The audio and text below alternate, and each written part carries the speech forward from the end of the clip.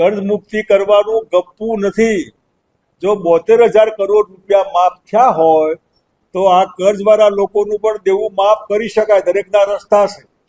શંકરસિંહ વાઘેલાએ કોઈ દિવસ જાહેર જીવનમાં ગપ્પા માર્યા નથી, કોઈનું અહિત કર્યું નથી.